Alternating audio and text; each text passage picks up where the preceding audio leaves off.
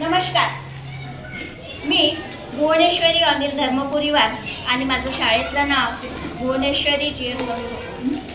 मी सावित्रीबाई फुले विद्यालय गडचांदूर या शाळेमध्ये शिक्षिका या पदावर कार्यरत आहे. माझं सांगायचं झालं माझ्याबद्दल थोडं तर मला समाजसेवेची खूप आवड आहे. त्याचबरोबर मी कविता लेखनसुद्धा करते, काही थोडंफार म्हणजे लेखसुद्धा लिहित असते. आणि मला माझ्या जीवनामधली आनंदाची गोष्ट अशी आहे की मी शिक्षिका मला व्हायचं नव्हतं, पण मी शिक्षिका झाली. आणि झाल्यानंतर माझ्या जीवनातले जे माझे विद्यार्थी आहे, विद्यार्थ्यांचे पालक आहे, ते अतिशय माझा त्यांचा म्हणजे जवळचा संबंध आहे. मी तर माझ्या विद्यार्थ्यांना माझं दैवत मानत असते. आणि म्हणून मला असं वाटते की समाजामध्ये जेवढेही दुःखी लोक असेल किंवा त्यांना आपल्याला कशा प्रकारे सहकार्य करता येईल यामध्ये मी त्यांना सहकार्य करत असते. आशिष सरांबद्दल मला एक सांगा वाटते की त्यांच्या फापट पसारा प्रकाशन सोहळा हा 29 नोव्हेंबर 2025ला आहे. आणि त्यानिमित्ताने सर्वप्रथम मी त्यांचं अभिनंदन करते आणि त्यांना शुभेच्छा देते की फापट पसाऱ्यासारख्या अनेक अशा पुस्तकांचं त्यांचं जे आहे संग्रह वाढत जावं. तद्वतच त्यांच्या या फापट पसारा म्हणजे हा 20वं पुस्तक आहे. 19 पुस्तकांचे त्याचे आधी प्रकाशन झालेले आहे आणि या 20व्या पुस्तकाचं प्रकाशन सोहळा आहे. त्यानिमित्ताने मी आपल्यासमोर काही हितगुज सादर करू इच्छिते. त्यांचं तसं ग्रंथसंग्रह 45 एकूण ग्रंथसंग्रह आहेत त्यांचे. तद्वतच त्यांच्या आधीच्या 19 ज्या पुस्तकात त्यांचे प्रकाशन झाले त्यातल्या काही पुस्तकं मी त्या पुस्तकांचं वाचन केलं आहे. जसं चना चिवडा झालं, त्यानंतर बांबू आयटम हा लेख संग्रह, त्यानंतर दुसरे पाऊल हे त्यांचा कविता संग्रह आणि शून्यातून शून्य गेले शून्य राहिले. दुसरे पाऊल जे त्यांचं प्रकाशन झालं होतं त्यावेळेस सुद्धा मी आपले फीडबॅक दिले होते, आपले मत दिलं होतं. आणि खरंच ते सुद्धा पुस्तक म्हणजे एकूण एक जे कुठल्याही त्यांच्या पुस्तक आहेत त्या खरंच वाचण्यालायक आहे. आणि लेखाच्या बद्दल सांगायला झालं तर लेख तर विचारला, कारण लेखच्या माध्यमातून आणि कवितेच्या माध्यमातूनच मी त्यांच्या म्हणजे परिचयाला खूप इच्छा होती आशिष सरांना भेटायची. आणि मी त्यांची पेपरमध्ये वर्तमानपत्रामध्ये मी लेख वाचायची. आणि लेख जेव्हा मी वर्तमानपत्रामध्ये वाचायची तर मला असं नेहमी वाटायचं की या व्यक्तीला आपण भेटायला पाहिजे, कारण आपल्यामधले जे कलागुण आहे त्या व्यक्तीच्या माध्यमातूनच आपण पुढे नेऊ शकतो असं मला नेहमी वाटायचं. आणि मी जेव्हा इथून गडचांदूवरून जेव्हा मी चंद्रपूरला राहायला आली तेव्हा मला सतत असं वाटायचं की आशिष सरांना भेटायला पाहिजे, पण काय माहीत भेट होईल की नाही असा माझ्यामध्ये प्रश्न होता. एकदा मी माझ्या मैत्रिणी सांगितलं की चल आपण सृजनच्या कार्यक्रमाला जाऊ. तिथे मला सर्व मैत्रिणी भूमी या नावानेच ओळखतात चंद्रपूरला. तर मी सृजनच्या कार्यक्रमाला आली आणि तिथे बघितलं एकाने सांगितलं की हेच आशिष देव सर आहेत आणि यांचा उपक्रम 1 महिना 1 उपक्रम याप्रमाणे ते सृजनच्या माध्यमातून घेतात. मग तिथे माझी त्यांच्याशी ओळख झाली आणि मी त्यांना माझा परिचय दिला. आणि त्यांनी म्हणजे एक सांगायचं झालं तर तो परिचय एकदम हासी खुशीने म्हणजे त्यांनी स्वीकारला. आणि त्यांनी म्हटलं की मॅडम जेव्हाही गरज पडेल मी.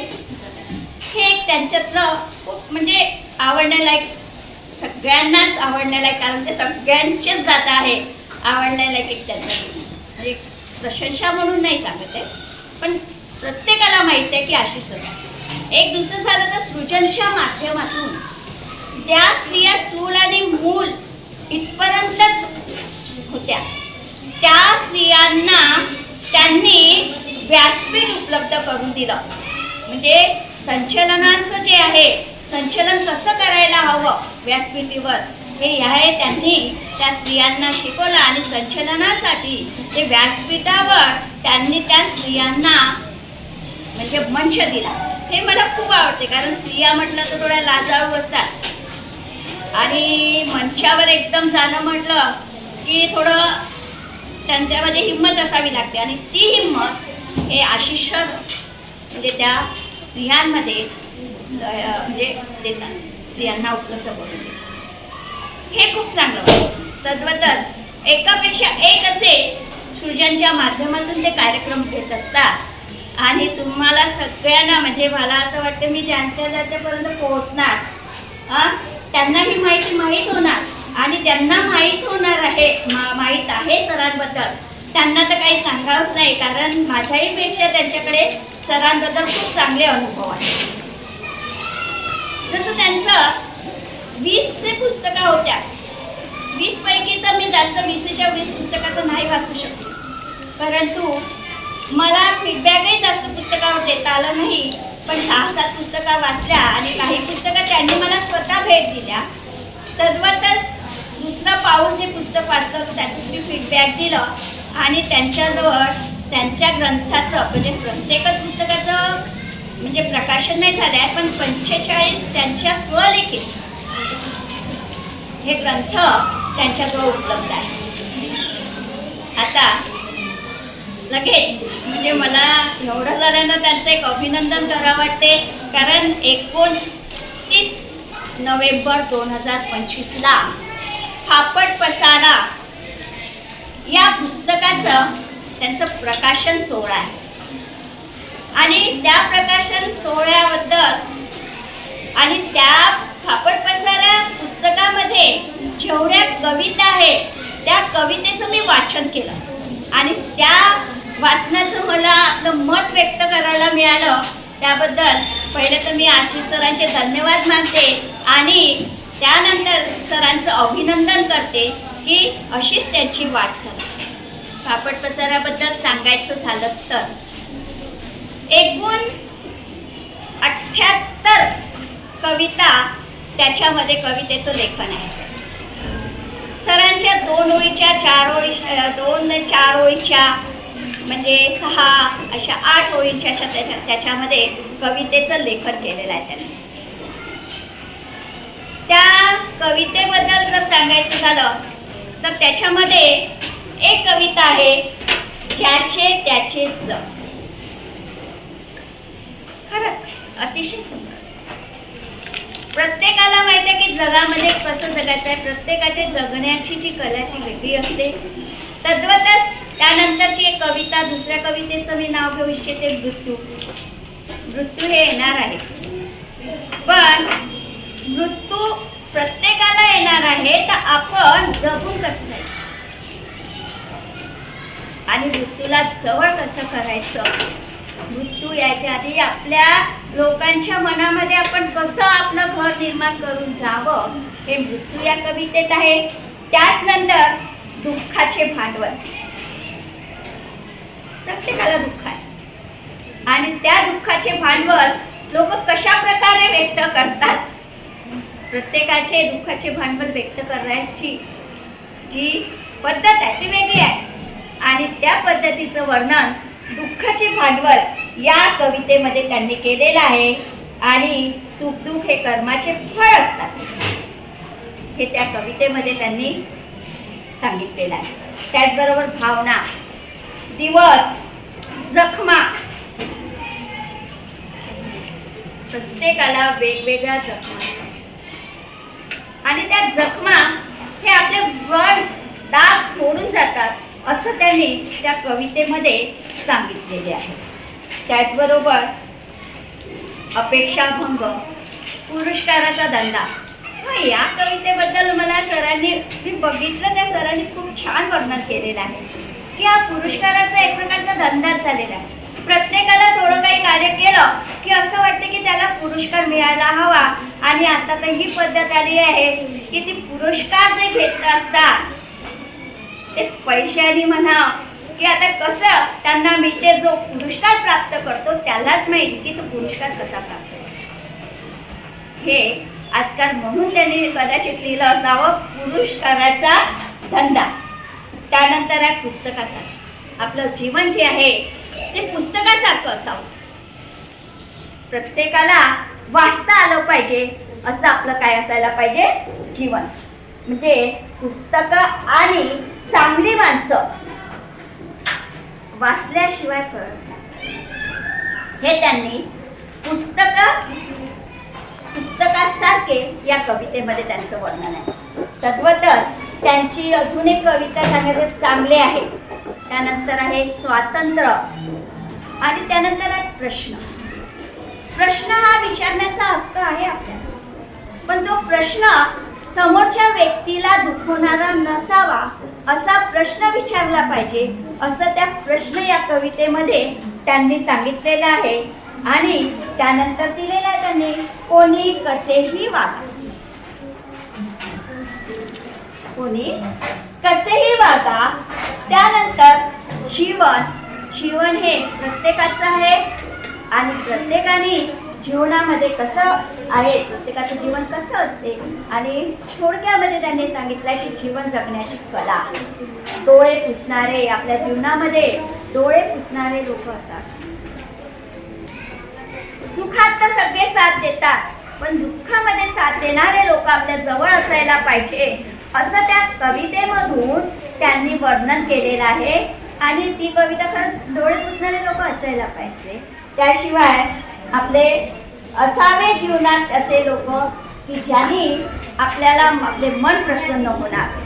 आसवांनी जरी आपण ओलं झालो तरी सुद्धा डोळे पुसणारे लोक असतात. त्याबरोबर महत्त्व, मोल आणि जीवनामध्ये मोल जे आहे ते पाळणं अतिशय गरजेचं आहे. त्याचबरोबर वेदना, प्रत्येकाला दुःख असते आणि जीवनात असणारे आपले गुरु असायला पाहिजे. आणि प्रत्येकाच्या जीवनामध्ये गुरु असतो. आई वडिलांचा हा पहिला मान आहे गुरुमध्ये असं त्या पुस्तकाच्या कवितेमध्ये जे आहे गुरु त्याच्यामध्ये त्यांनी वर्णन केलेलं आहे. सहकार्य आणि सोडून गेले, प्रत्येकाला एक ना एक दिवस सोडून जायचं आहे हे त्यांनी त्या कवितेमधून स्पष्ट केलेलं आहे. त्यात जर एक सगळ्यात शेवटचं सांगायचं झालं तर मला गुणदोष ही कविता फार आवडते. प्रत्येकामध्ये गुण आणि दोष असतात, पण कोणीही कोणातले चांगले गुण न दाखवता दोषाकडेच बोट ठेवतात की त्याच्यामध्ये हा दोष आहे. आणि म्हणून मला या कवितेच्या माध्यमातून एक दोहा आपल्या समोर सांगावा वाटतो कबीरांचा.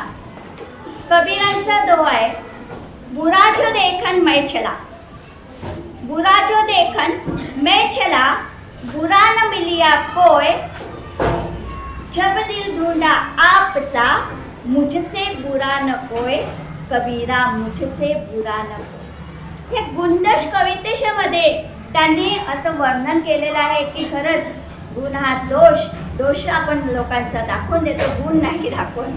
हे गुणदोष या कविते मला खूप आवडली आणि त्या माध्यमातून मला कबीर सुद्धा आठवले. धन्यवाद सर. त्याचबरोबर थोडं सांगायचं झालं, असे अनेक त्यांच्या कविता 78 कवितांचं वाचन, 78 कवितेचं आपण नाव नाही घेऊ शकत. त्याचबरोबर मला थोडं अजून एक सांगायचं माझं विसरलं की मला मी लिहिली होती माझी कविता अस्तित्व. आणि जेव्हा मी ती अस्तित्व कविता लिहिली आणि सरांना पाठवली तर सरांनी सरळ त्या कवितेचं प्रकाशन केलं पेपरमध्ये. आणि पेपरमध्ये जेव्हा ती कविता दिली आणि मला म्हणजे नांदेडवरून एका व्यक्तीचा फोन आला आणि ते म्हणाले, बाई तुझी कविता खरंच खूप छान आहे, अशीच कविता लिहत जा. तेव्हा मला असं वाटलं की आशिष सरांना किती धन्यवाद द्यावे आणि किती नाही. माझ्याकडे शब्दसुद्धा उरले नाही आशिष सराबद्दल सांगायला.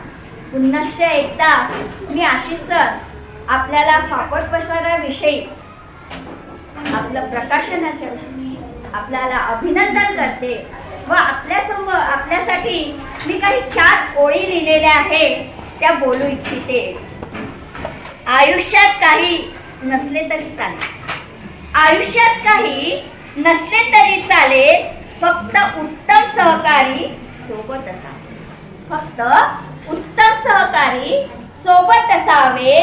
नसल्या आयुष्यात मोठ्या बंगला तरी चालेल, नसला आयुष्यात मोठा बंगला तरी चालेल, पण सावली देणारे त्याचे मायेचे हात डोक्यावर असावे, मायेचे हात डोक्यावर असावे. नसेल मोठे नाव, नसेल मोठे नाव, नसेल मोठे गाव, नसेल मोठे नाव आणि नसेल मोठे गाव तरी चालेल, पण उत्तम सृजन श्रोते असावेत, उत्तम सृजन श्रोते असावेत, असाच आशिष सरांचा आग्रह असतो. नमस्कार, अलविदा.